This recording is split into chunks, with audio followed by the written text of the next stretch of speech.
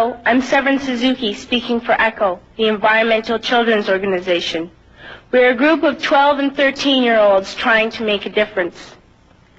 Vanessa Suddy, Morgan Geisler, Michelle Quigg, and me. We've raised all the money to come here ourselves, to come 5,000 miles to tell you adults you must change your ways.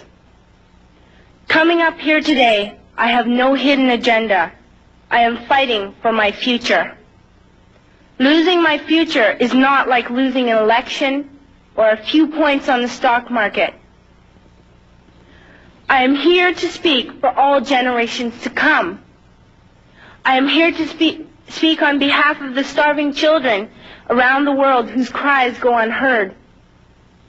I am here to speak for the countless animals dying across this planet because they have nowhere left to go. I am afraid to go out in the sun now because of the holes in our ozone. I am afraid to breathe the air because I don't know what chemicals are in it. I used to go fishing in Vancouver, my home, with my dad, until just a few years ago we found the fish full of cancers. And now we hear of animals and plants going extinct, every day vanishing forever. In my life, I have dreamt of seeing the great herds of wild animals, jungles and rainforests full of birds and butterflies. But now I wonder if they will even exist for my children to see. Did you have to worry of these things when you were my age? All this is happening before our eyes, and yet we act as if we have all the time we want and all the solutions. I'm only a child, and I don't have all the solutions. But I want you to realize, neither do you. You don't know how to fix the holes in our ozone layer. You don't know how to bring the salmon back up in a dead stream. You don't know how to bring back an animal now extinct. And you can't bring back the forest that once grew where there is now a desert. If you don't know how to fix it, please stop breaking it. Here, you may be delegates of your government, business people, organizers, reporters, or politicians, but really, your mothers and fathers, sisters and brothers, aunts and uncles, and all of you are someone's child.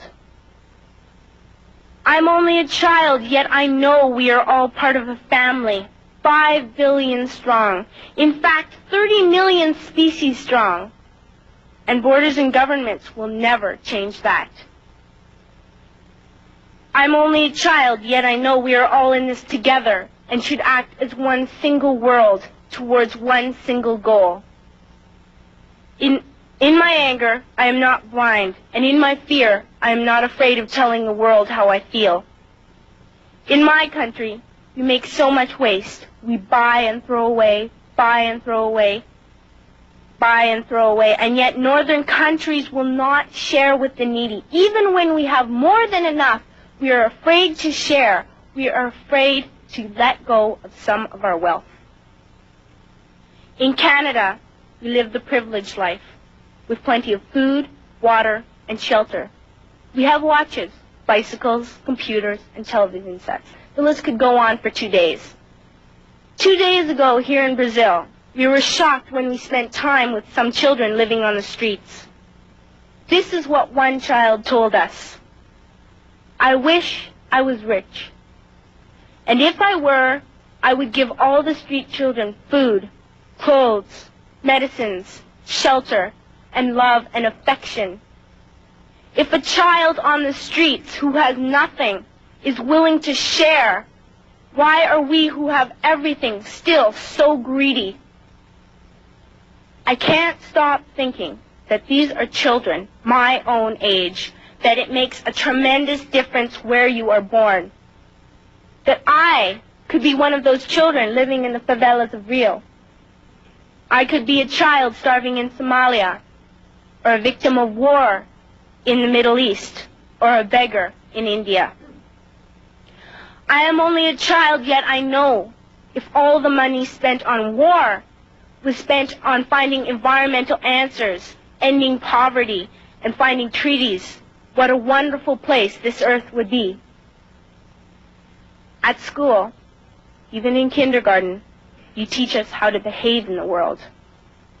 You teach us to not to fight with others, to work things out, to respect others, to clean up our mess, not to hurt other creatures, to share, not be greedy. Then why do you go out and do the things you tell us not to do? Do not forget why you are attending these conferences, who you're doing this for. We are your own children.